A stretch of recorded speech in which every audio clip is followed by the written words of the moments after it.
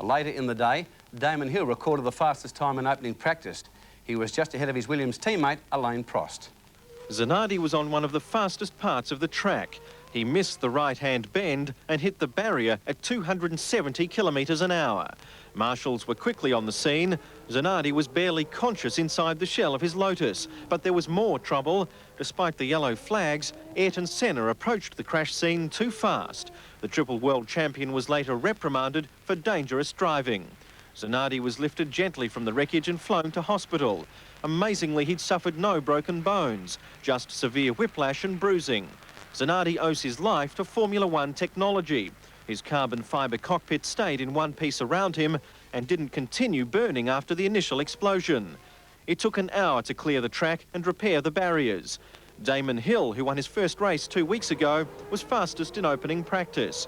His Williams teammate Alain Prost was barely 0.08 of a second behind. Michael Schumacher, who won his first race here last year, is third on the provisional grid, but he's not happy with the setup of his Benetton.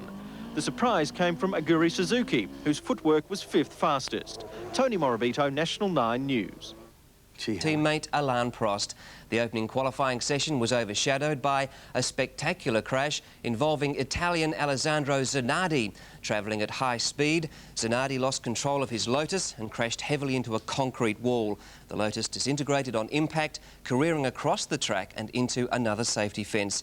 Ayrton Senna appeared to ignore the yellow warning flags, the Brazilian extremely lucky to avoid further mayhem. Although taken to hospital, Zanardi's safety capsule restricted his injuries to a severe case of whiplash.